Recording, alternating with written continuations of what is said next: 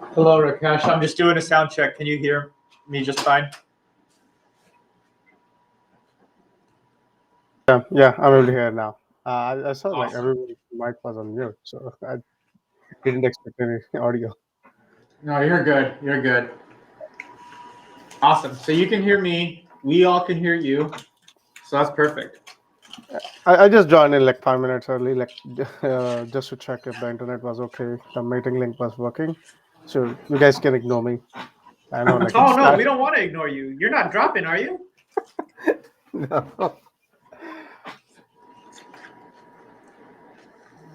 We're here to hang out, man. Yeah. Okay, that's right. Yeah. What do you do, Rakesh? I'm senior site reliability engineer at New Balance. Oh, okay. Very cool. And we do have a question posted. How would you describe that job to a 3-year-old? Oh, yeah, that's right. So, yeah, Rakesh, if you can join on your phone or computer, go to menti.com and use the code that's listed there. We have some questions sprinkled throughout this presentation. So actually, that's going to be true for everyone in here.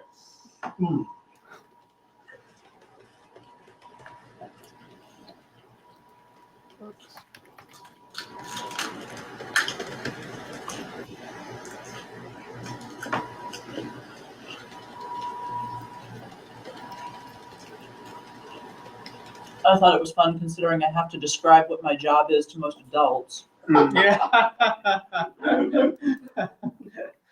Yeah, I plugged this question. I was like, we should just not say what we do and just put it in here, and then everybody has to guess everybody's like title. What is that? 8-5.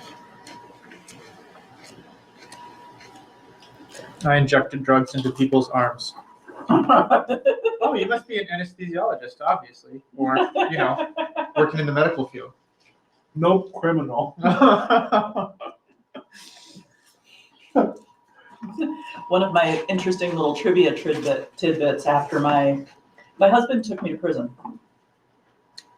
aka the Ohio State Reformatory in Mansfield, Ohio, which was where they filmed The Shawshank Redemption. How was it? It was great, though the place is definitely in rough shape. But one of the things they had on display there was Ohio's electric chair. Oh, okay. And this interesting little tidbit that one of the guys that suggested an improvement to the Ohio electric chair ended up being electrocuted by it. Really? Yeah. What?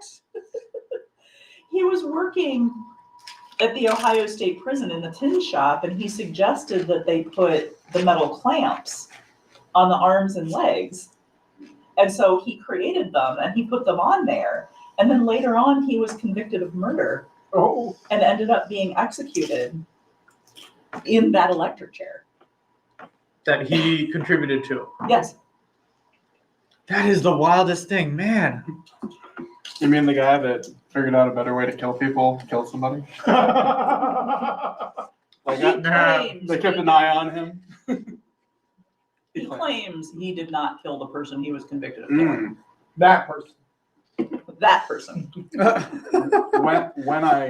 I ever kill somebody, I would say the same thing.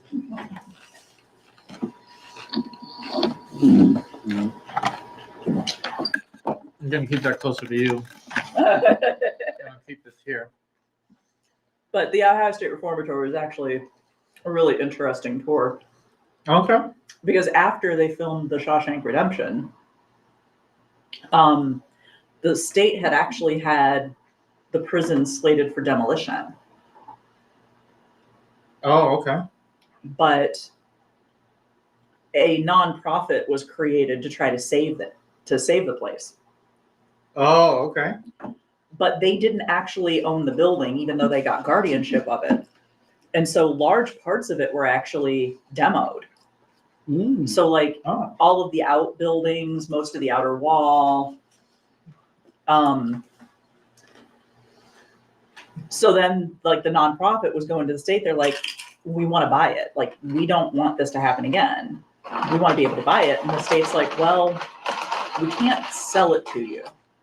The only thing we can do is auction it off. Oh, okay.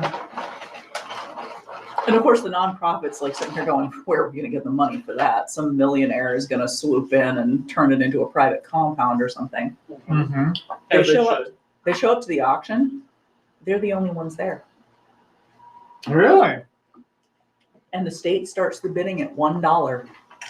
Mm. So they buy it for $1, which the state then turns around and donates back to their nonprofit.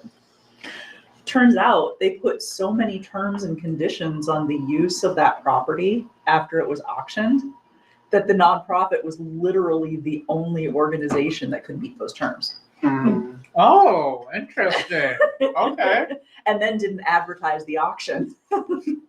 Ah. Interesting. It does not surprise me. And they do ghost tours. They do, they're building some escape rooms. They're trying an Airbnb thing. The only thing they said is be careful, do not accidentally lock yourself in one of the cells. They do not have keys. Oh. Do they need to build an escape room in that prison though? Like, let's be honest. Apparently, nobody ever actually successfully escaped from it. Oh, interesting. Hello, Lindsay and Paul and everybody else joining us.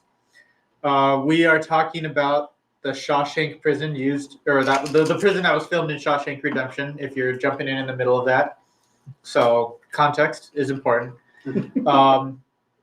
There is a prompt on the screen. It's our little, get to know each other that's on the call. So if you could join at mentee.com and put in the digits that are listed there. I'm curious to know what your answers are, how you would describe your job to a 3-year-old. I have a 3-year-old, and actually, I don't think I can use simple enough words to accurately describe what I do. Yeah, so I started writing mine, and I thought, oh, this is easy. I help them build, help desks and stuff like that. And I'm like, a 3-year-old doesn't know what a help desk is. Mm-hmm. That is, the age is very important. Mm-hmm.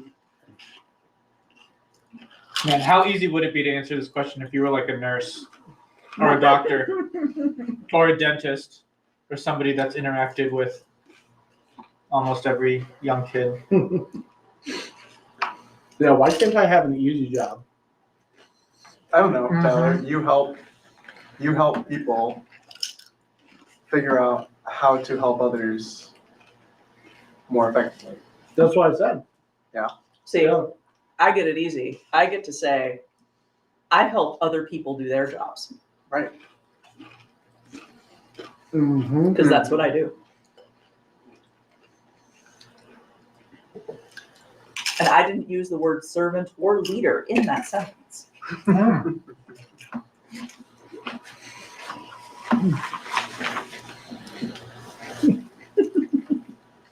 I'm just saying. That's pretty good. Don't be shy if you're joining us online. I want to see you answer. I'd love to see you answer the question, I should say. No, Anna, you too. lay down the law. I know who you are.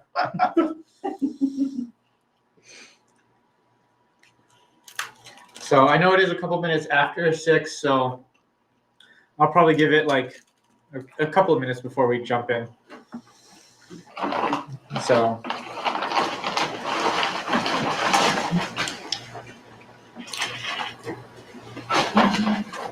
My taco's way too big. Your tacos are too big. Faster, Joe. Faster. It is a skill, the correct proportions of filling for tacos. I'm too greedy.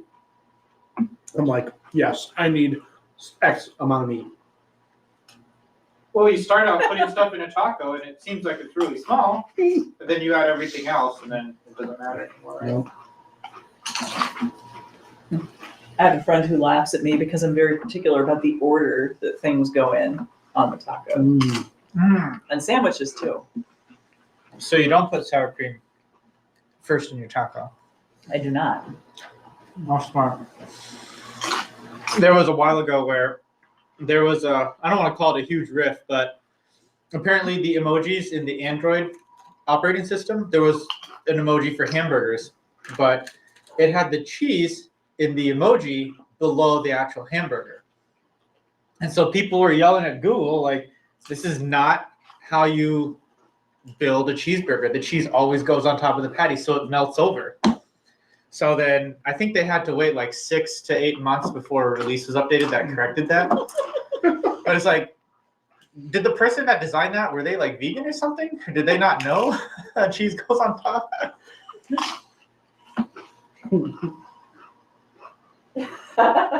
We're making... Well, somebody's hungry. Lindsay, you can join us. Come on over. We're in Michigan. I don't actually know where you're from, but for everybody else that's joining us on the call, I'm curious to know where you're joining us from. We're all in Michigan here in the office. Rakesh said he's from Canada, so we've just gone international, folks. Go ahead and drop it in the chat. Let us know where you are. Oh, there you go.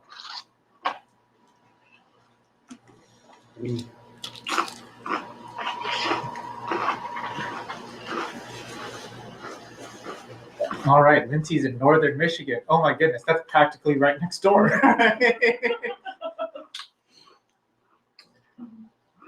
Okay, Lindsay, you're a Michigander. Like, when you say northern Michigan, are we talking Upper Peninsula, or are we talking like the northern lower part? Yeah, so I'm from like the Gaylord area, and it wouldn't let me say Gaylord. It blocked it. So I had to put northern. Oh, really? Yeah. I know where Gaylord is. Yeah. Yeah. We're about 45 minutes from Petoskey. Oh, okay. So you've been having an awesome summer, right? Yes, we love it up here. It's beautiful. Man, yeah, that's beautiful country up there. We just need to get a high-speed rail from northern Michigan to the Lansing area, and then you can pop in, grab some tacos, go back up in what, 45 minutes? I don't know how long it would That'd be take. great. Yeah. Yeah, it's about Paul, you 2 can't. hours and 30 minutes from Lansing. Oh, okay. All right. Ooh, that's quite a drive. And that's just one way, too. Paul's coming to us from Florida. You can't say Florida and just leave us hanging, Paul. Like, are you on the Gulf side, the Atlantic side? Yes. Oh, okay. Oh, I All grew right. up there. Well, I moved to Michigan, so. Maybe after the winter, though, right? At least enjoy.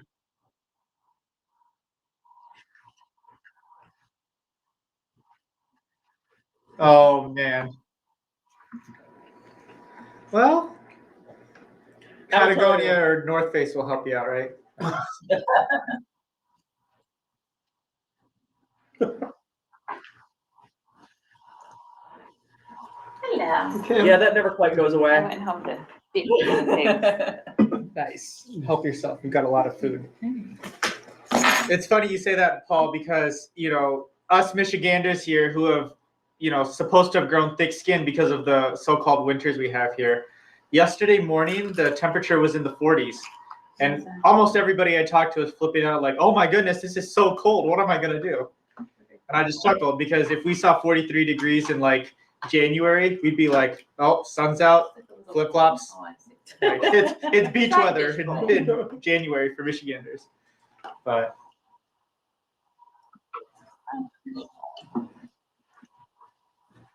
There's a soft and hard tortillas. okay. Oh man. Oh, that's something that's not chicken. As they say, you don't know till you try. Yep. That's a pretty big investment, though. So we want to get going in a couple more minutes? Or do you want to do it now? Let's go ahead and Go ahead and start now. Yeah. All right, well, if you have not put your answer into the Menti, please do so. If you go to the website and use that code, you can put in your answers and describe your job to a 3-year-old. See if we can guess what it is you do. So we got 5 responses up there now. The first one is, I show other people how to build tools to help other people. That's nice and vague. Yeah. I fix things and make new things. People don't always need what they want, and I help them understand the difference. I I love it. I love it. That is actually, that's gold right there. My job is to make sure everything works smoothly like a well-built toy. Very expensive toy. Yes, yeah. I help my team stay organized and tidy, like when you help clean up your toys in the house. Man. Using the toy theme here. There you go. I work with electronic things that are similar to your tablet and TV to help make other people's days and lives easier. All right. There you All right. go. I make sure my 3-year-old doesn't do something that could cause danger to herself. That just sounds like parenthood. Yeah. I mean, parenthood is a job, right? Like, so obviously we're asking this question here so that you can go on your LinkedIn profile and change the little subheading to describe exactly what you do, right? Like, we got some LinkedIn worthy sentences here. I particularly love people don't always need what they want, and I help them understand the difference. Yeah, that's awesome. That is gold right there. That's what a business analyst does. Yeah. Exactly. Did you write that for? That's Yep. great, man. Oh man. So let's talk about what you guys need. Well, I want this, this, and this. It's like, yeah, but it sounds like you need a tool that does this, this, and this. But we can't make it green. We can't make it. Yeah, make it green. We need Cody's I draw boxes, right? Mhm. That's his, Oh man. I loved that. I draw boxes. And he gave an example. Too. Yes, It's so good. that's his. All right. All right, are we ready to kick I'm this ready off? I'm ready to kick things off. All right. So, good day, everybody. My name is Sam Natarajan. I'm the Atlassian business lead here at a company called Coonsley and Associates. So, I basically show other people how to build tools to help other people. Just plagiarizing it right now. Oh, that was all right. Okay. Nice. So, I'm glad you're all here today, in person and online. We are going to be talking about automation rules today. We're going to talk about how to level up your existing automation rules. So, I've asked everybody that's here to join Mentee because, you know, we do have a little bit of interactivity sprinkled throughout the conversation today. So, just wanted to give everybody a heads up there. But yeah, obviously that's my name. I put my name on the first slide so that if you're curious to know how my last name was spelled, then you can see that. There you go. So that was the only reason. And then also by using Atlassian community branding, that just makes this conversation a little bit more official, right? So please the Atlassian gods, as they say. There we go. But so my single goal for this community event here is to help everyone understand how they can take their automation rules to the next level. Now that sounds very vague. That would have been a great answer to the first question we had. But I'm coming into this conversation assuming that everybody has a basic understanding of how automation rules work in Jira. And this is not limited to cloud. If you're working in data center, then this conversation will be applicable to you. But now that you understand what the different ingredients are for assembling a good automation rule, I want to focus this conversation on how you can put those ingredients in a way that makes sense, delivers value, and doesn't bring down your Jira site. So to accomplish that objective, we're just gonna breeze through what the background or the components are for an automation rule. Then we'll talk about writing out your automation rules. We'll jump into execution limits. Then we'll talk about performance. And then finally, we'll conclude with debugging. So I put debugging in there because, sometimes as you get more familiar with automation rules, you'll want to, expand your use case and build something that's more complex. But when you start getting into that territory, there are some tips and tricks you can take advantage of to make the whole rule come together and manage the complexity there. So before I jump into any of this, does anybody have any questions about what we're going to be talking about today and how we're going to approach the conversation? Okay. All right, just a couple of housekeeping items. Obviously this is a hybrid event, so if you're in person, I want to encourage you to speak up, raise your hand, interrupt, contribute. This is a conversation, and I don't want it to be a conversation of one because that's no fun. And that way, if you guys are all talking, I can sneak in a couple of chips and salsa here and there too. Wait, right? there's also So yes, there are. Sorry. I missed that. Second thing, if you're joining us online but you don't feel comfortable unmuting, first off, I want to encourage you to speak up if you have some tips or tricks to say. But also, we have the chat window shared on the big screen here. So if you feel more comfortable typing out commentary in there, we're all able to look at it, so we're able to keep the conversation going there. I want everybody to feel comfortable here. I want everybody to not just contribute, but to walk away with something that they learned. So, oh no, I did not. I exited out of full screen. Okay, so let's talk about the components of an automation rule. So, automation rules are made up of the following components. They're made up of triggers. Triggers will basically determine when the automation rule should fire. You can also add conditions to an automation rule. Conditions basically help you whittle down the scope of the automation rule to just a subset of data that should be affected. Actions represent the output of your automation rule. What do you want your automation rule to do? What do you want it to accomplish? And then there's this other concept or component in there called branches. That just allows you to iterate through some sort of a list, whether that list is coming from a query, whether that list is coming from data, or some sort of object. It allows you to basically loop through something and apply additional logic or actions to whatever's in that list. So those are the four components of an automation rule. Automation rules can be global, or they can be scoped to one or more projects. So that last point is important because we'll be revisiting that a couple of times throughout this evening. But those are the key things I want everybody to remember. Just a show of hands, how many here have built an automation rule on their own in the past? Not for Jira. For Confluence or for another system, I should say? Yeah. Okay. All right, Rakesh has built some. Lindsay, all right. Perfect. So good. So we have that familiarity here. So let's talk about leveling up your automation rules. Before we get into building super fancy schmancy automation rules that we may, be so proud of that we'll put them on our resumes or make a t-shirt out of them. The first tip that I want to point out when it comes to building, complex automation rules, frankly, building any automation rule, is to write it out. So what do I mean by writing it out? Essentially, I'm saying know before you go. What exactly are you trying to accomplish? What is the reasoning behind why you want to build this automation rule? Can you spell out what your automation rule should do on paper before you start dealing with components and dragging things up or down?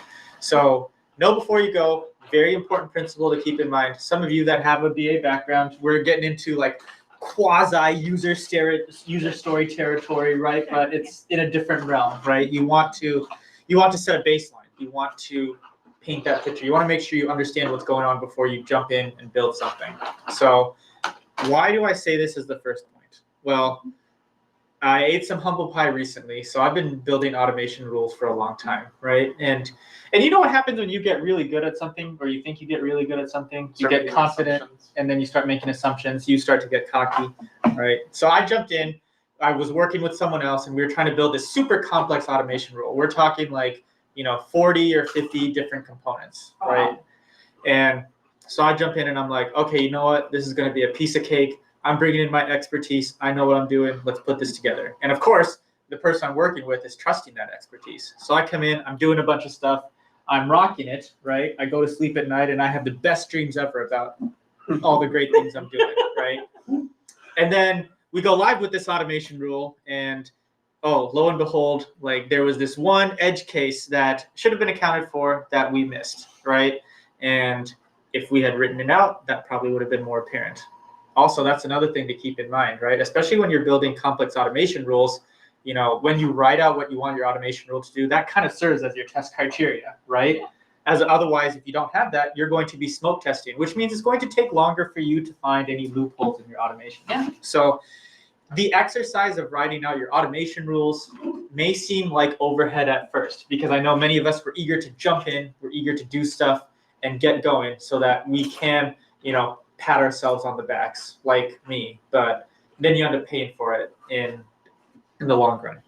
So let's actually walk through a couple of examples of what writing out an automation rule would look like and why it adds value. So here's an example of a statement that I've put together. And please excuse my grammar. I do not have the levels of expertise that, you know, the people I work with do, but it's a community effort, right? We put our heads together and do great things. But the subtask, or not the subtask, the automation rule I'd like to build out here, basically the statement, if I, you know, put my head to it, put some thought into it, it says, whenever a subtask is completed, move the parent ticket to done if all the other subtasks on the parent are done. So by reading this statement, do you have a better understanding of what I'm trying to accomplish? Mm-hmm. Okay, Yeah. perfect. Because I don't know how I would have answered that question if some of you shook your heads. So thank you for saving me there and giving me a lifeline. So you've written out your statement, but this is an exercise that I personally like to do. When I write out my statement, I'm not just typing out exactly what I want to do, but the next thing that I will do is I'll start to color code it. So there is meaning behind these colors here. So earlier I talked to you about what the different components of an automation rule were, right? Triggers, actions, conditions, and branches. When you go into the interface, you'll see that triggers will typically have a green icon associated to them. So in your statement, when you write out what your automation rule is doing, try to identify what the trigger is. In this case, the first part of that statement is the trigger, whenever a subtask is completed. Then color coordinate or identify what the other components of your automation rule will be. So in this case, move the parent ticket to done. That's going to be your action. That's the output of the rule. That's what you want to do. So any verbs that you have in your statement would be a good place to look at when you're trying to determine what actions you need to put in your automation rule. And then of course, anytime you see any conditional statements like if, you know, that would be a good indication that, you know, this is going to be a condition. And conditions are, you know, reflected by yellow icons inside of your automation rule builder.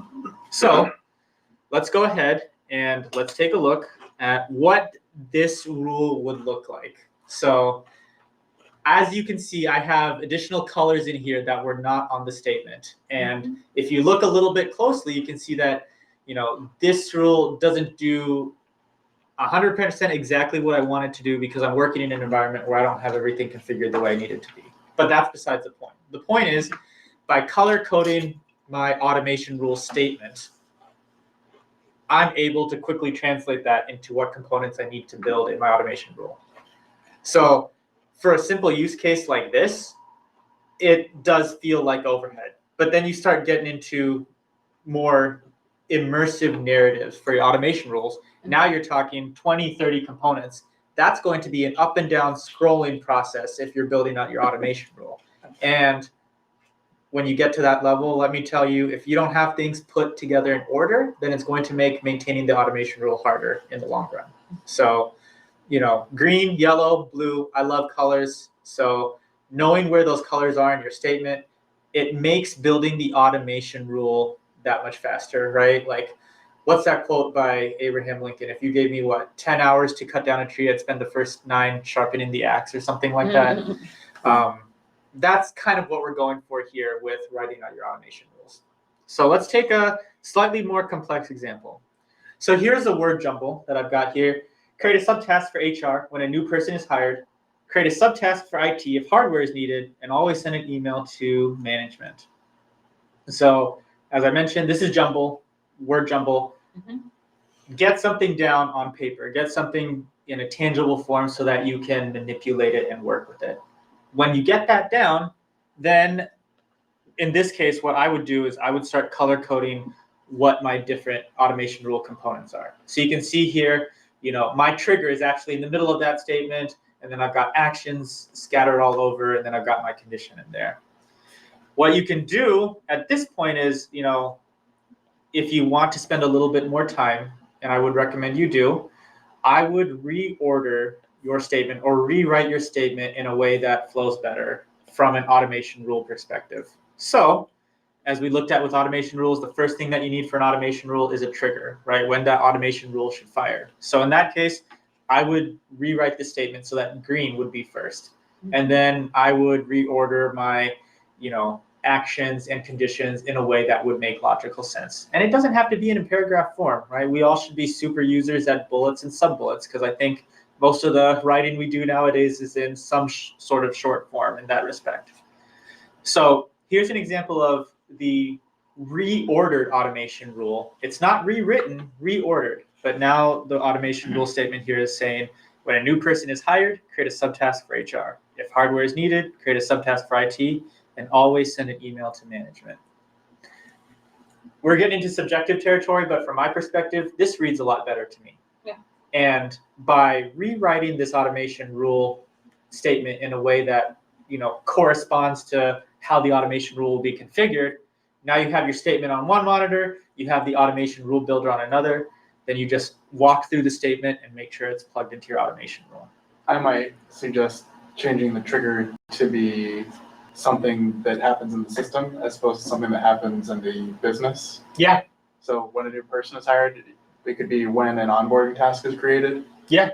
Instead, because then you have something you can anchor to that you're looking for in the system, rather than new person is hired, like they got approved, they took the offer, like how does that reflect to the system? Absolutely, absolutely. And yeah, if I was working in an environment where everything was configured, I would definitely fully agree with you.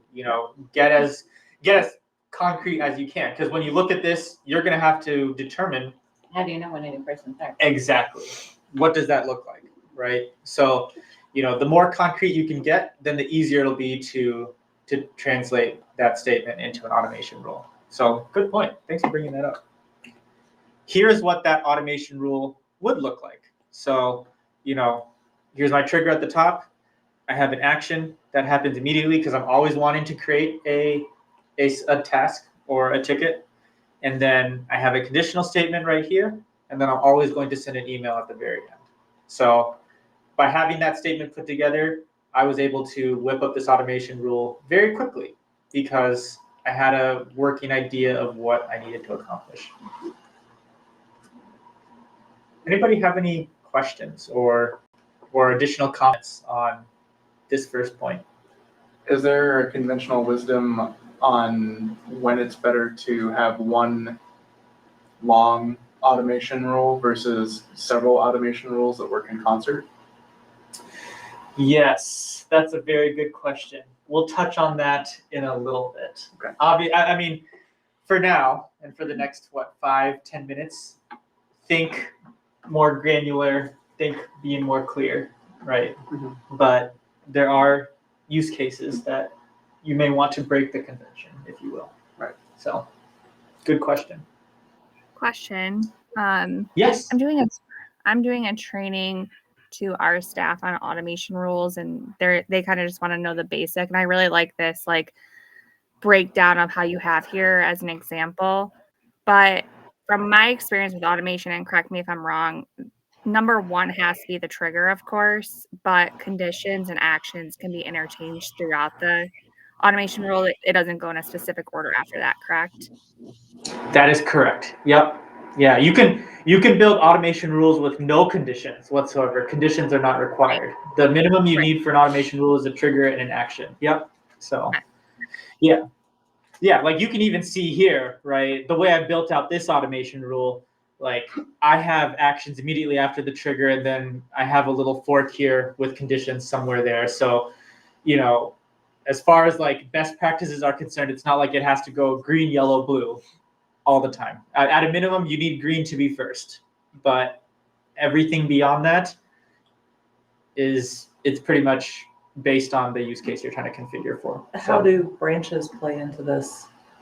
How do stage? branches play into this? Yeah. As far as Well, I mean, during the writing it out process, would that be someplace where you would determine branches? you could, yeah. So, a good way to think about a branch, or at least a good way I think about whether or not you need a branch, is if you ever have to use the words for each in your statement, then that's probably a good indicator that you'll need a branch. So for, let's say you're running a rule on a weekly basis and you want to identify stale issues, right? You'll have to determine your criteria for stale issues. And then your statement would be, every week at 9 a.m., run a query to identify all of the stale issues. And then for each stale issue, throw a comment, tag in the assignee that says, hey, fix this or do something with it. So that would be a rough example of how you could write a statement that includes a branch, and you could use the for each mechanism there. Or use this to identify when a branch would be helpful. Or something like that, yeah. And the other keyword I like to look for is all. So if you say all subtasks, like I think your first example might have said all subtasks are also completed. Yeah, So for each and all is what I. that's a good point. Yeah, you're right. Yeah. If you can sense some sort of iterative movement happening in your statement, that's going to be your clearest indicator that you need a branch. So, any other comments? I guess just a comment in general. Yeah. For all the people that are in your ecosystem creating automation rules, if you can establish standards for like, do you do your branches up top? Do you do them at the end? Like if you've got conditions, you can kind of have some consistency. That way it's easier to debug issues when you're coming into other people's rules because you're all kind of using the same format. So if you can establish certain standards and practices when executing rule sets, that will be helpful when something does go wrong. That's a good point you bring up, right? If you're able to, promote standards in the order of how you do things, then that makes the transferability a little bit easier. I'll throw a wrinkle in that in just a little bit, but I think it's not a hard and true. No. Yeah. I think it is valid, right? I mean, I think again, you'll have to let the business case for your automation will dictate the configuration mostly, Absolutely. right? But when you get past that point and you have a little bit of flexibility, like what could we potentially standardize the design on? Yep, and even if you're the only contributor, it helps you if your stuff's consistent, then you have an easier time tracking into your own logic. Because you might not look at a rule for 6 months to a year sometimes, Right. or ever if it works Exactly. properly. Yep. Like this rule is actually a good example of where you could set some standards.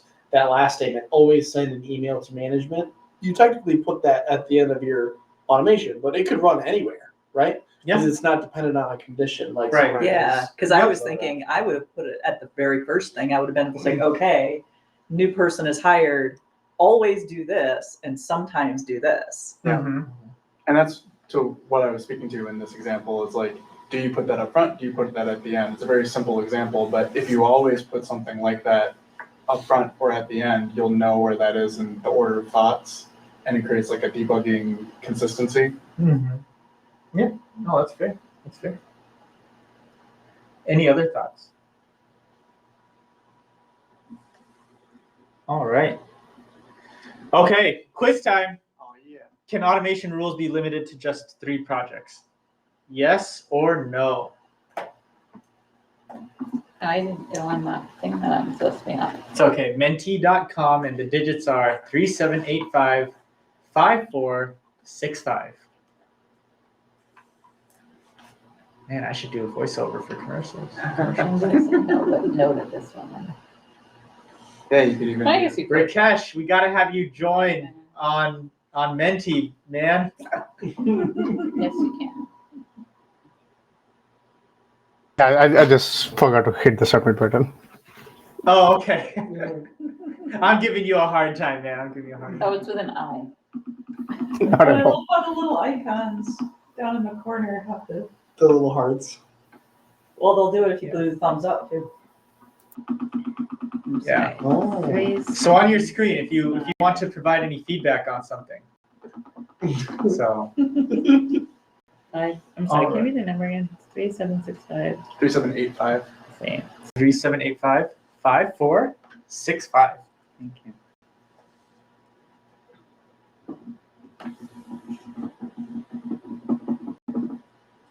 All right.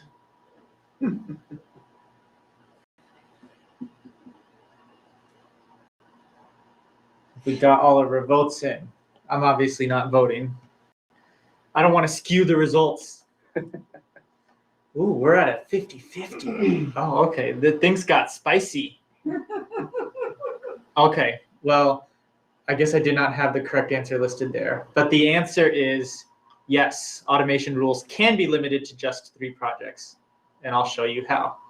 So if you go to the global automation rule administration page, if you go to the rule details, you can click on the scope. You can choose global, single project, or multiple projects. And then you can specify 3 or more, or any number of projects that you want to limit the scope to. So if you remember on the I think on the second slide, I said, automation rules can be global in scope or limited to just 1 or more projects. So, all right. I have a quick query on this one. Is there any specific reason why do you want to limit that? Because what I have seen in the current and the previous organization is like automation rules are global. We never limit it to specific projects. What is the rationale behind like limiting it to specific set of projects? That's a very good question. So performance would probably be the number 1 reason, and we'll be talking about that here in a little bit. But I mean, if you have enough buffer on your cloud site, yeah, you can certainly make all your rules like global. But I think other reasons for why you'd want to limit the scope would be, if you wanted to avoid any unexpected behaviors, right? Let's say you're working in an organization where you have so many different kinds of teams working on, different kinds of projects, right?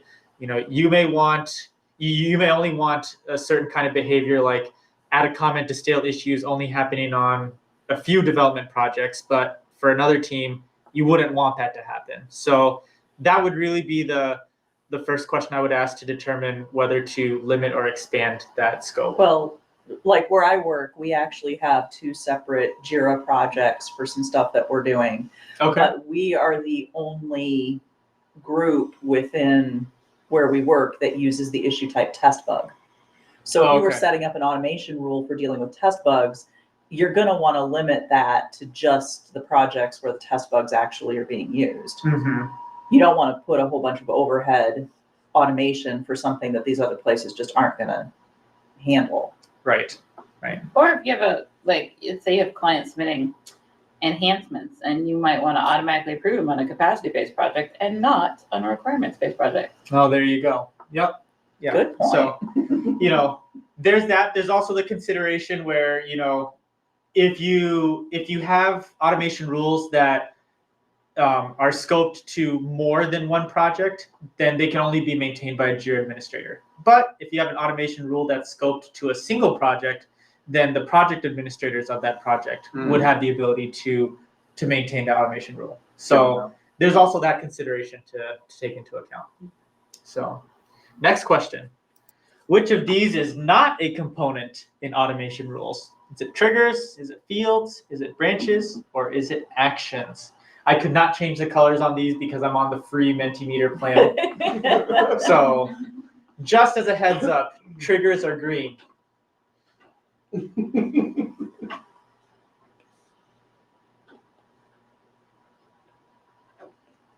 All right. I think this is everybody. Can't remember. No, we had 6 people vote last time. All right, get your votes in. Practice for November for those of you in the States or any other country that does elections, right? I'm helping you build muscle memory. We have a higher purpose here to this event. Okay, I can't force everybody on this one. So, oh, okay, all right, we got an extra one. Sweet. Okay, so I don't think I included the answers right after this, but yes, the majority of you got this one right.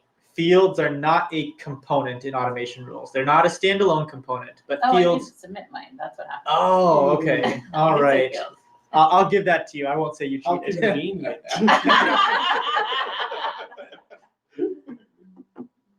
Fields are very much a core concept in any Jira instance, and fields are used in existing components like conditions, triggers, and actions, but they are not a standalone component.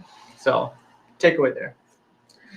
All right, now let's talk about some other considerations to keep in mind. So, when you're building automation rules, you will run into this concept called execution limits. So, anybody here familiar with like development or a technical background that have run into like limits when it comes to hitting APIs or anything like that? Yeah.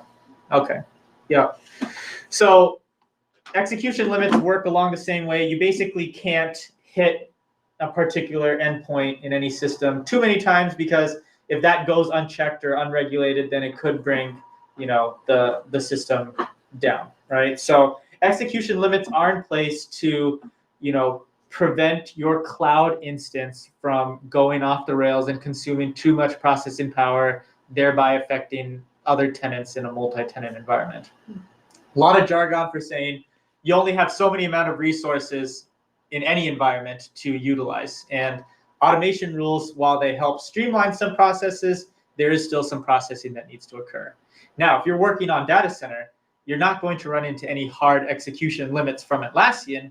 However, there are, implied limits that exist from the hardware and the resources that your server team or hardware team has provided for your Jira instance. So just because you're on data center and Atlassian's not going to throttle you for building a very non-performant and frequently executed automation rule, like those parameters are still in play. At the end of the day, you want to be smart about building your automation rules and making sure that they are, working optimally. So let's talk about a limit. When does an execution count towards a limit? If you are working in cloud, anytime your automation rule executes an action in the rule, then it counts as a limit. So if you take a look at this high-level diagram right here, I draw boxes too, like Cody. When the trigger fires, it's not going to count towards your execution limit. If your trigger hits the condition in your automation rule, then it's not going to count towards your limit. But the moment it hits that first blue box, that's when it's going to count towards your execution limit usage. So I will say that in the cloud environment, and I'm only picking on cloud because it's available, you do get a fairly generous amount of execution limits. I think on the premium plan, you get 1,000 executions per licensed user per month. So we're talking tens of thousands to hundreds of thousands of executions that you can lawfully run within a month, and that resets. Now in data center, you're not going to see a nicely published page like this, but your technical team or hardware server team, they will come after you if they realize that something is bringing something down. So that's why we have to talk about limits. Yes. The limit does exist. Yes, they will. So yeah, we've got the testimonial here. So Question on that. yes, Is it per action? So would that be 3? that's a good question. Or is it just the first action? The first action. Okay. Yeah. So this box diagram here, or this box arrangement here, that's not going to count towards 3 executions. That's going to count towards 1 execution if it hits this box right here. Okay. But because this condition is up here at the top, like if you have the condition set up in your automation rule to be top level, if something doesn't pass that condition, it's not going to hit that action. So it's not going to count towards your execution limits. So going back to, what we were asking about earlier, like, should we put some, always on actions towards the top or the bottom? In a situation where an action is always going to hit, it really doesn't matter. It's going to come down to personal preference and team norms. But, that being said, you'll want to take advantage of this wrinkle to watch your execution rule usage. So speaking of conditions, what are some tips and tricks you can take to make sure that you're staying within your execution limits? Well, the first thing we talked about, use conditions, right? If you hit a false when evaluating a condition, it's not going to evaluate any actions beyond that condition or within that condition. So that's one way to be smart about your execution limits. The second takeaway is to scope your rules. So that's why I mentioned that point at the very beginning, right? You can have global automation rules, but the more you're able to narrow down the context and the focus of your automation rule to where it should be relevant, then the more buffer you're going to have, or the more room you'll have to build other automation rules while still staying within your execution limits. And then this last one is a very important one. Disable any unused rules. So I think Foy, you might have made the comment earlier about, you can build a good automation rule, but it probably won't be referenced in like 6 months or a year. That is a very, very hard reality. And, some people think it's like those, wrong code chicken rotators where you can set it and forget it, right? And ultimately, that's what you want with an automation rule. You want it to just hum along nicely, but it's not going to hurt you to do an audit, especially as projects are archived or, business requirements change. It's never going to be a wrong thing to just go through and do a little bit of cleanup. We're not saying get rid of the automation rules entirely. You can just disable them, and then you can keep the code there. But if you disable them, then they're not unnecessarily counting towards your automation, your execution limits. And you can see here, if you look in cloud, you can see which automation rules are used more frequently than not. So that gives you as a Jira admin a little bit direction as to what you should troubleshoot first if there's an automation rule that's firing more frequently than it should. Do you get hit for execution if that first action fails because there's a bug with it? If the action fails, then it's not going to count towards your limit. It would have to be a successful action. Okay. Yep. So Glad good you question. made that delineation. Yeah. Because if you wrote a rule that was re-upping the check and was looking for a state and it never fulfilled that state, you could get a lot of bad execution usage. Right. Yep. Yeah, exactly. Like if you have something wrong in your action, you might not know about it. So Something else that Foy said earlier about how granular you want to get with your rules and how small or big you want to make them. If you are reaching that execution limit, you could also make a larger rule because it's only going to count one time, even though it might make 3 subtasks instead of having 3 automations that make 1 subtask. Yeah, that's what I was just I'm glad you brought that up because, I feel like you looked at this Menti presentation before this meeting. So I've never seen it before. That's what I get for not locking my computer. So There's the takeaway. Yeah. Tyler and I were real cool watching you go to the bathroom and then we busted. That's right. You were chomping at the bit, as they say. So all right. So here's another question for you. Which component is not required in an automation rule? I mentioned this in passing. I mentioned this in passion because I was very passionate about it. So yes. That's right. So yes, the answer is conditions. They are optional. They are recommended to use if you're able to use them, but you can definitely build automation rules without a condition. All right, so let's talk about performance. So I realize that I'm getting into a lot of areas that someone working in the technical space would probably be more mindful of, but this is definitely areas that all of us should be mindful of, especially in a cloud environment. Paul asked, is there a limit on how many actions you can have in an automation rule or limit on how big it can be? And you've run into that issue in other systems. Paul, I am glad you asked that question because if you remember my egocentric story I told you earlier, I was trying to build an automation rule and I was trying to do some crazy complex things. And the crazy thing is, and I think this is not very good user experience on Atlassian side. Shh, don't tell the Atlassian police. But when you're building the automation rule, you can add as many components as you want. The moment you hit save, that's when you'll get slapped with an error message that says you have too many components in your system, which, by the way, that limit as of a week and a half ago is 65 components. So, Paul, there's no limit to how many actions you can have, but in total, between your greens, yellows, and blues, you can't have more than 65. And they won't tell you until you hit save. Yeah, anything beyond that, and they'll expect you to retire the automation rule. Or create a completely separate one. Or rethink your life decisions, right? Rethink your automation rule decisions. So, yeah, that's a good question. 65 is the magic number. It used to be 42, but as time passes, that I expect that limit to go up. Yeah. So. All right, so speaking about performance, so performance is kind of somewhat related to execution limits, right? Execution limits are in place to make sure the cloud environment is stable and functioning. And then from a data center perspective, again, it's to keep the servers up and running that are running Jira and Confluence. But from a performance perspective, you'll want to build your automation rules that skew more towards your local scope and less towards the global scope. And here's why.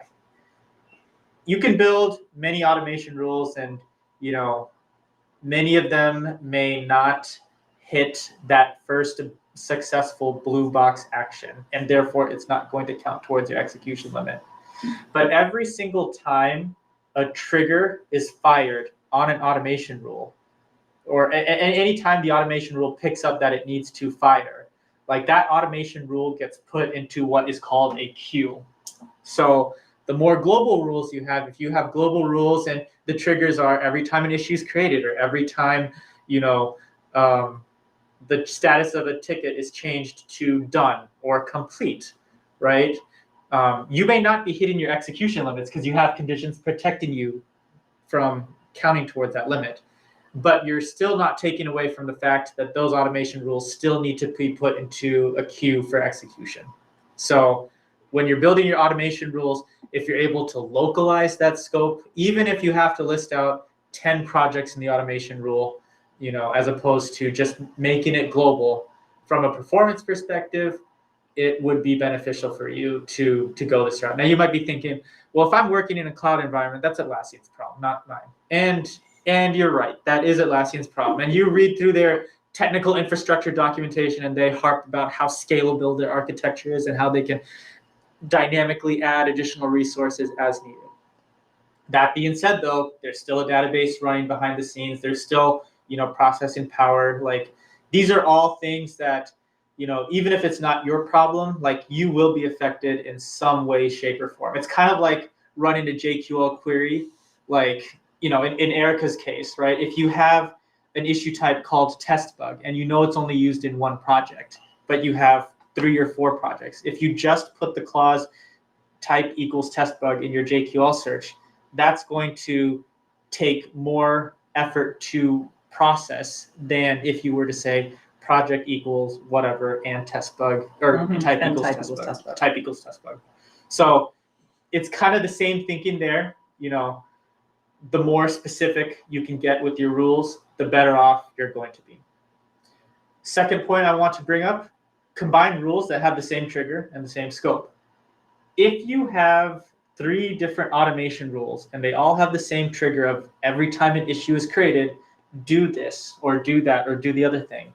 Because those are 3 separate automation rules, they're going to count as 3 separate executions. And from an execution limit perspective, that will be 3 executions that will count towards that threshold. But from a performance perspective, you are queuing up 3 separate, entry items into that queue. So if you combined those into the same rule, yeah, you are sacrificing a little bit of readability, going back to what we were talking about earlier. But you've got to think, like, have I designed this automation rule in a way that even if it does sacrifice a little bit on readability, it's still readable, right? It's not going to be as clear as having 3 separate rules, but when you take performance into the equation, probably having something that runs behind the scenes and is performant on a frequent basis is preferred to, checking in on the rule 2 or 3 times a year. right? So there is a trade-off, and obviously, you'll have to play it by ear. But when possible, a general good rule of thumb is, if you have the same trigger and you have the same scope, so same 3 projects, are all checking to see when subtests are moved to done, combine them. I've been talking a lot. Does anybody have any additional thoughts or, comments on what we've talked about so far? All right. Okay.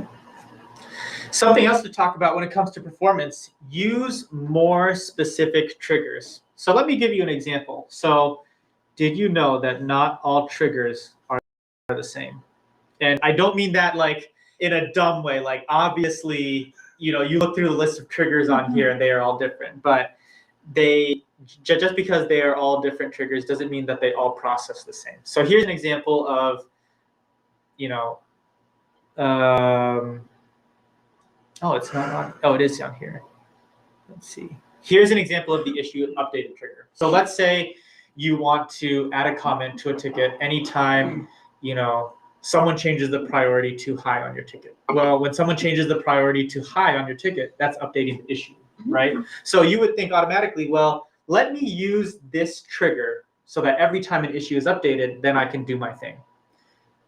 The caveat to that is the issue updated event in Jira is so broad that any activity or update that happens on an issue, whether a comment is created or whether someone assigns themselves to the ticket or, when a ticket is moved or copied, those are all events that are unrelated to the priority field change that would still be covered under this trigger. So you are using a very expensive trigger in this case. And by using an expensive trigger, you are putting this automation rule in the execution queue multiple times in the span of seconds. A better trigger to use if you want to listen for when the priority field is updated to high is to use the field value changed trigger, because now you're able to get very specific.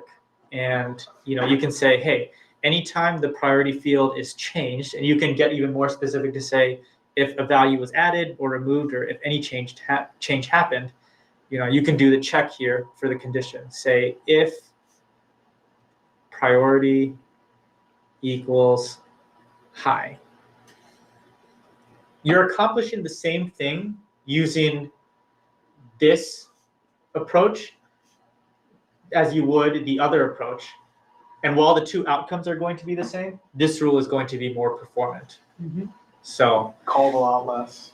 what's that? Called a lot less. Yep, put into that execution queue a lot less. So take a moment and just scan through the options that are here. That's why that whole writing it out exercise is important, because you're able to make the translation between statement to components easier in that respect. So if the option you want isn't there, then is there a place to see like what options they're thinking of? For instance, I'll just give you the option that I was trying to use. I wanted to do a rule where if a user creates an issue in one project, it gets moved to another project. Which apparently we cannot do. So, but like, I don't know, I didn't want to derail it, but that's made me think about like, what if what you're looking there isn't there? I don't think that's derailing it. I mean, essentially the question you're asking for is, what if you write out your statement and you're trying to translate it to components and the components you're looking for are not there? Yeah. I could say tough noogies because there's really not much I can do there. We would, at that point it would be creating a ticket with Atlassian and corralling the community to, vote for that feature or something like that. So Well, I did an alternative. I mean, instead of, I just did send me an email so I could move it. I mean, that's what I ended up doing. So, okay, yeah. And send them an email saying, you made it the wrong project, don't do that again. But other than that, I sent 2 emails. Gotcha. But I was wondering if there was, you know what I mean, like a roadmap-y thing that you knew about. I've looked at the cloud roadmap at least for things that are upcoming, but it's never gotten as specific to say, here are the new components we're adding. adding. That was my question. Okay. Boy, you had something? Oh, just Google it, the community resources to see like, usually there's somebody else out there trying to do something I'm doing, and maybe Yeah. either I find that answer that I can't, Yeah, that's or what I thought. or a good alternative. And then like your example is, well, I can't find a way forward this way. What am I trying to accomplish, and how else could I do that? Mhm. And that's a very good way that you went about it. It's a Gotcha. little manual, but Yeah. that's what it is. At least I know, because I was like, I would never know that they created a bug in my test project. I'm like, oh, I don't look for bugs there. None of my bug filters look there. Mhm. So, yeah. Right. Kind of piggybacking off of the triggers, use lighter conditions. So I'll start. Did you know that not every condition is the same? Right? Oh, we do now. Oh man. So let me just give you an example, right? I'm going to add a condition on here. Some of you, again, you may be pretty proud of, how much you know about things, and you may decide when I'm adding a condition, oh, I'm just going to go right into the expressions and I'm going to do a smart value comparison here. So in this case, let's say I want to check to see if the summary of the ticket contains the word, Tyler. Sure. So I could do issue.summary, and I could say contains, and I could say Tyler. Nothing wrong with this condition. It's going to do exactly as I programmed it to do. However, using the smart values condition is going to require more processing power than if you were to use the issue fields condition. So the issue fields condition is built along the same concept or along the same lines, except you can get a little bit more specific as to what fields you want to check. So in this case, I can use the issue fields condition to check if the summary contains Tyler. At the end of the day, these two conditions are doing the exact same check, but because of the nature of the advanced compare condition or the smart values comparison, like there is more processing power that has to occur because now you have to evaluate that expression to something before you can do the comparison. Whereas it's a little bit more concrete and limited in the issue fields condition. So therefore, there's a little bit more predictability behind it from like a processing perspective. So, this is straight from Atlassian documentation. Use the issue fields condition over the advanced compare condition. And as I mentioned before on limits, not every field or every expression will be available in this list right here. So when you hit a dead end for using the issue fields condition, that's going to be your key to understanding, hey, I should use the advanced compare condition.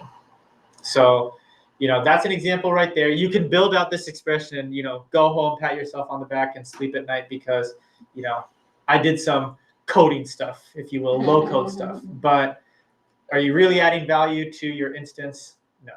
And if you're thinking about this late at night, then are you able to sleep at night? No. So your conscience, your automation rule conscience is getting to you. So, the takeaway here is to use the lighter conditions. It may seem basic, but that's a good thing. And then the last point I want to make in regards to performance, limit your branch use. So when I say limit, I'm not saying that branches are a bad thing. Branches are, represented by purple in this box thing here.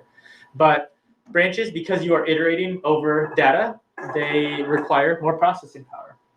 So generally the best practice here for branches or for any, processing intensive components in your automation rule is to push those towards the end of your automation rule as much as possible. So, a good example would be like, let's say you wanted to iterate through all of the subtasks on a parent, right? So I'm going to say for each, for all the subtasks within the ticket, and I know that this trigger is wrong, so I'll make it less wrong. So for subtasks, let's say I'm going to send an email. I'm just going to put stuff. If this automation rule hits this branch, then whether or not subtasks exist, there's still going to be processing that needs to occur in order to determine if I need to iterate through the data. So, the best thing to do is to push this branch down, this branching mechanism down further in your automation rule. I would recommend maybe putting a condition in front of this in front of this branch.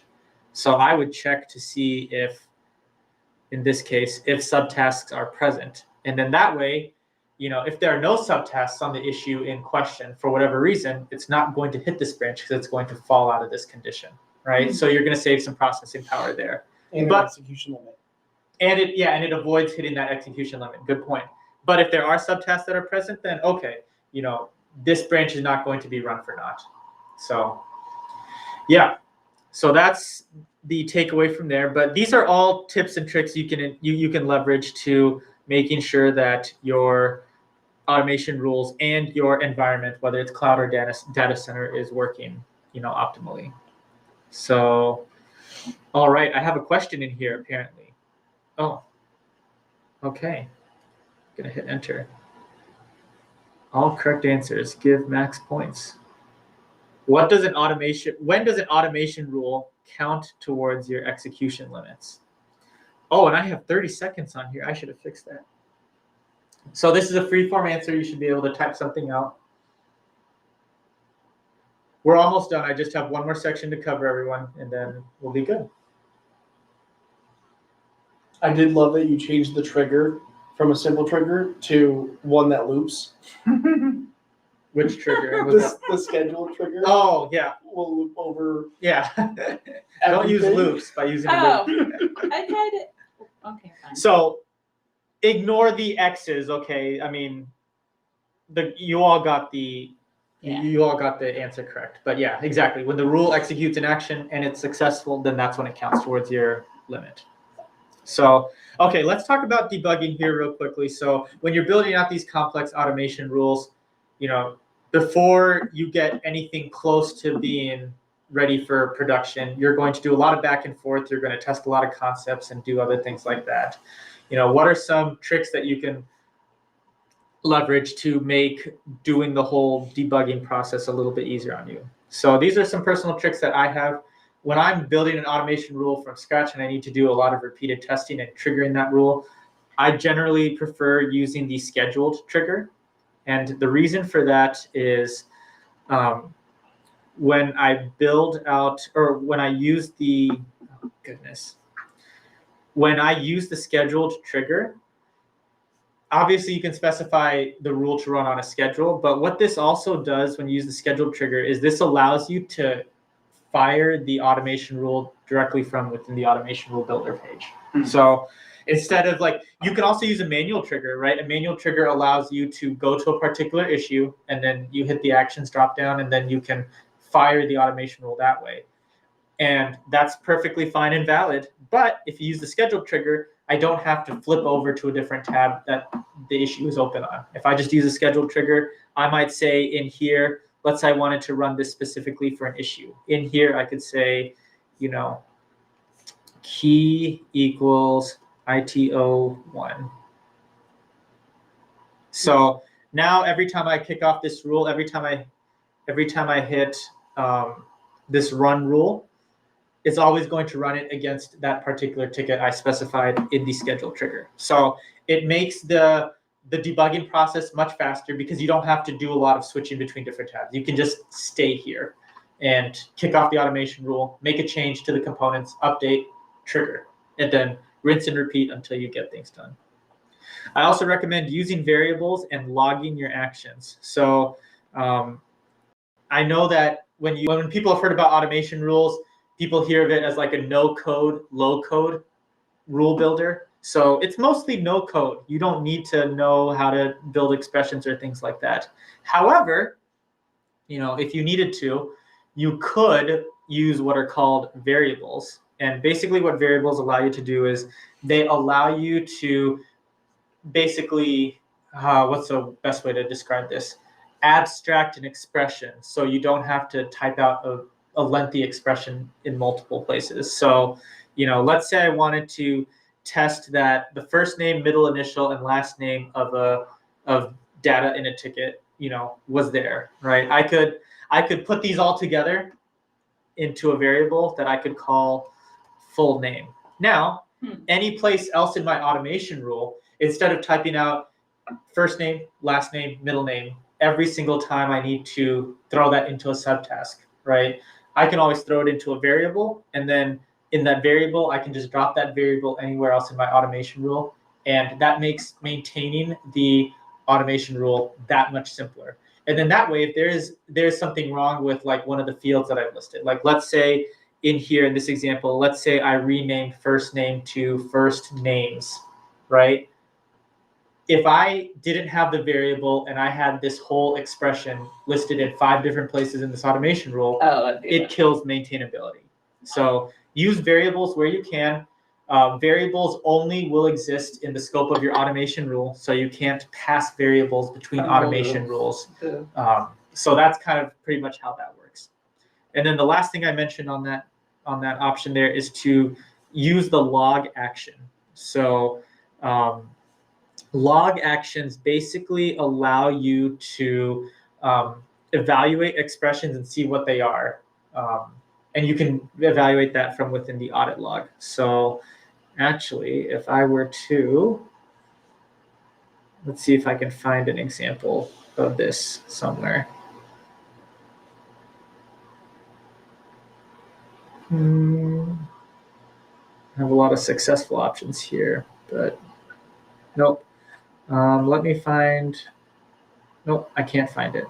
But the idea here is like, if you were to use the log action, actually, you know what, let me actually build this because, you know, that's the right thing to do. So let's say in here, I'm going to do schedule trigger or a JQL search. Project equals ITO. No, I should just do key equals ITO1. Actually, let me just go ITS 4883. Let's do that. ITS 4883. So I'll hit save. The moment as soon as I save that, I'm going to add a log action right here. And I'm just going to say the summary of this ticket is issue.summary. If I wanted to check my syntax, then I can throw that in the audit log. I can say test, save. Now when I hit run rule, it should run. When I go to the audit log, it should show success. But now when I expand on this, I can see that the log action appears here, and then I can see the value of the summary field appearing here. So this is very useful to you if you're building, you know, more complex automation rules and you're doing lookups in your automation rules, or let's say you want to do some sort of data manipulation, like checking on substrings or doing arithmetic in your automation rules, which, by the way, you can do that in your automation rules.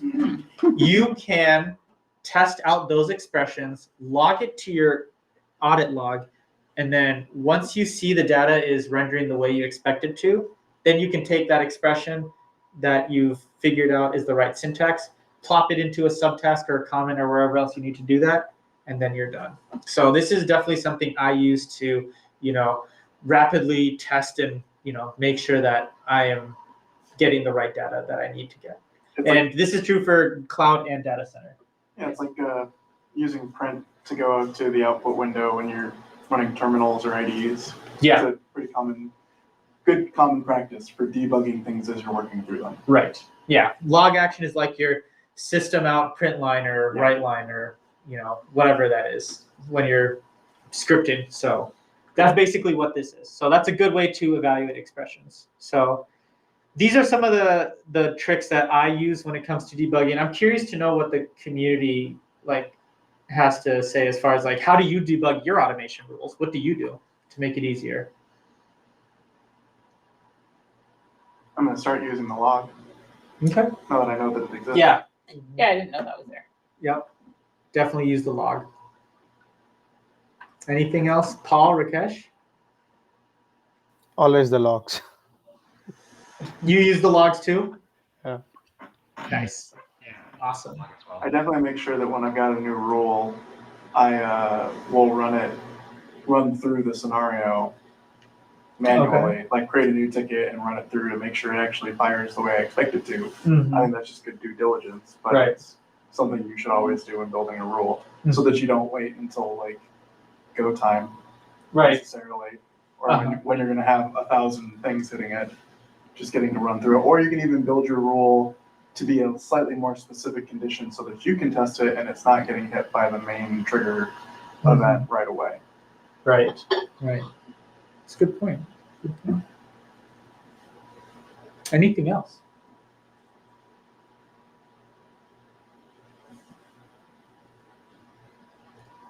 All right.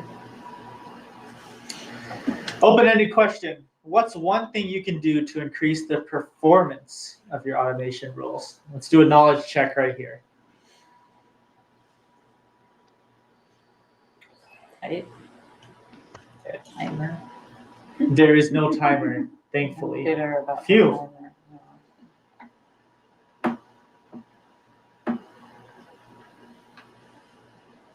Lighter triggers and conditions where possible. Limit the use of branches. Keep automation rules scoped and not global.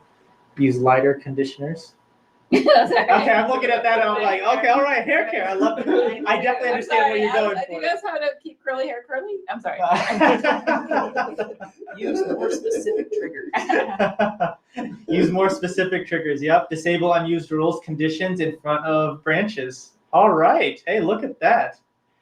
Good work. I accomplished what I set out to accomplish, which was survive. So,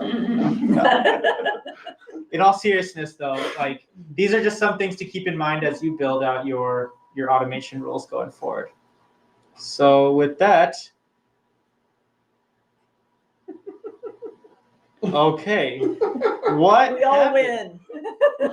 Okay, I want to know who Dr. Centipede is. I like Clippy. You're Dr. Centipede. Okay, and who's Clippy? It made me Clippy. Yeah. And who's Belle? That might have been Lindsay. Oh, okay. All right. No, it's me. I'm Bell, I guess. I don't know. All right. Yeah. Nice. Bell has an E. It says I'm the winner. Yeah, it says I'm the winner too when I go back Oh, to we're it. all So winners. we're all the Oh, winner, we're all I think. winners. Oh my 'Cause goodness. we're all 0. I did not program that into the system, but it ties well with what I'm going for right here. So, all right. In closing, anybody have any questions or I comments? do have 2 questions if it's okay. Yeah, please. Okay, so I'll give you some background really quick, but company I work for has been using Jira for a long time. We are getting JSM. I'm going to be doing a lot of the administration part of it. So I'm looking to build out the portals a little bit, working with request types, looking to capture automation, what I've researched out on the community. While I like using forms, it looks like maybe automation's challenging to be used from capturing the data out of those forms, unless maybe you link it back to a custom field. Is that kind of how I understand it? That is correct. Yep.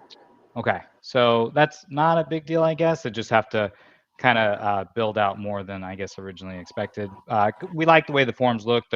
You can use cascading list, and it just provides a better user experience. But yeah, just bringing the automation process to that is what I was trying to accomplish. Yep. And one other thing on that too, Paul, if you do build out that structure, those custom fields that you make, you can use them for reporting too. And usually if you're going to use it for an automation rule, you're going to want reporting on it anyway. So dual benefit there. I didn't think about that. All right. Second question, a little bit more challenging, and I believe it can do this. I was just still exploring these things. Like I said, we're literally in the infancy stages, but we're also doing an HR process, right? Where we'll have some default tasks be created when we onboard a new employee.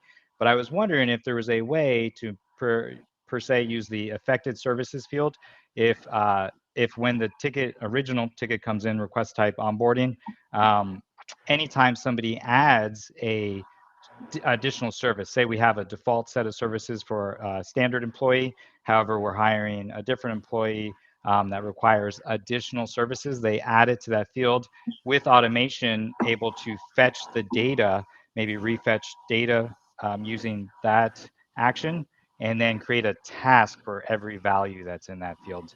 And I ask this because I do have experience in other ITSM ticketing tools, so I know it's possible in those ones.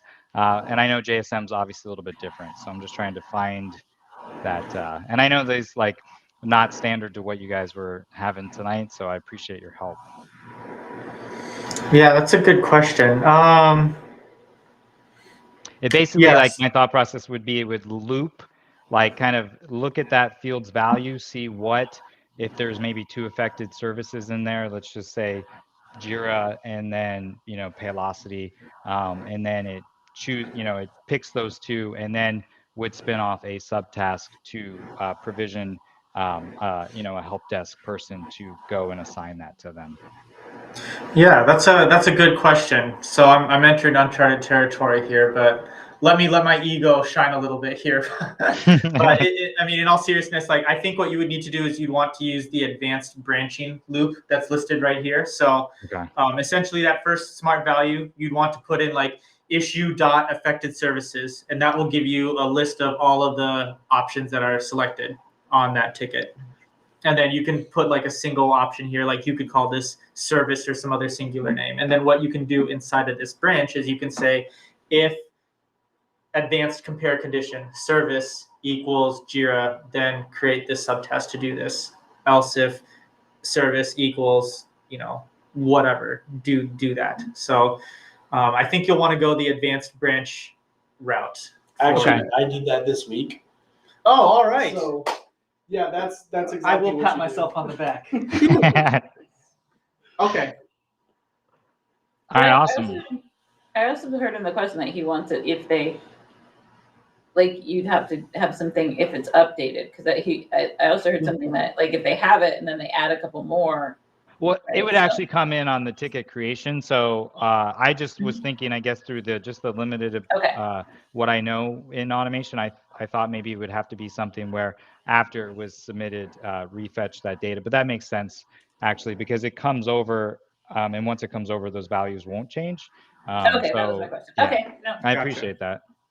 If you run into a situation like Kim was saying where you needed to listen in on the field changes, right? You can see Yeah. on there you have a trigger where you can listen for changes that happen on the affected services field. Not Okay. saying that's your use case because it's not at this point, Right. but if you run But into if something similar. Changes. Well, then let me ask just one more question, and because I know Sure. it's late, and I'll let you guys go. But what would be the purpose of that refetch data?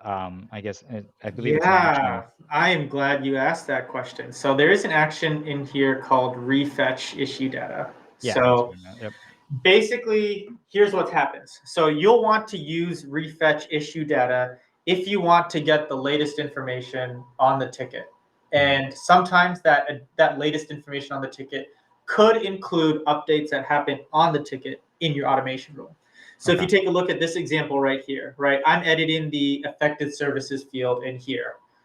If I don't include this refetch issue data, let's say I add 2 different services to the ticket.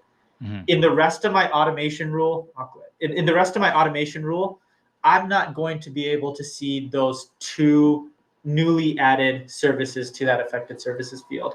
However, if I do a refetch issue data,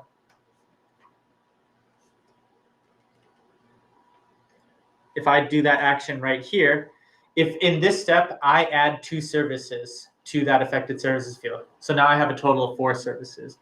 As soon as I refetch the issue data, I'll be able to see those newly added services in the rest of the automation rule. So when I iterate through those services, I'm iterating through all 4 of those services and not just 2. So I guess my question then is it, if you didn't refetch, the changes that you're making as part of your automation rule, would we consider those not committed to the ticket until the rule finishes executing? That is correct. When you do a refetch, does it say commit changes up to this point and then reread it? Yes, So the ticket will be changed before the rest of the automation is executed? that is correct. Okay, Yeah. cool. Yeah, think of the refetch issue data action as browser page refresh. That's essentially what you're doing. Okay, and it does that without having to be re-triggered. That's correct. Okay. Yeah. Nice.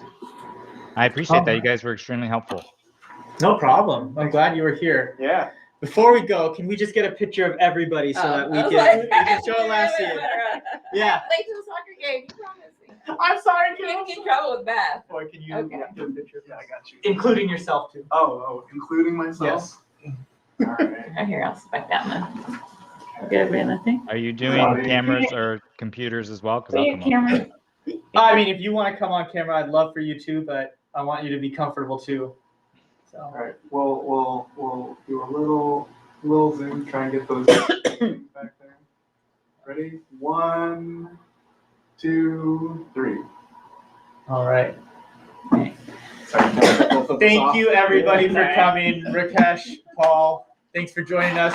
This No, I recording will appreciate be it. Thank you. available on our YouTube channel. So thank you all for being here. Kim, sorry I'm making you late. All right. Please don't let Beth come and yell at me. It's okay. She can. All right. Thanks for I'll the make this recording available here shortly after, but have a good one, everyone. Thank you. Take care. For those, yep, Thanks, Sam. take care. Thank you, Sam. Bye.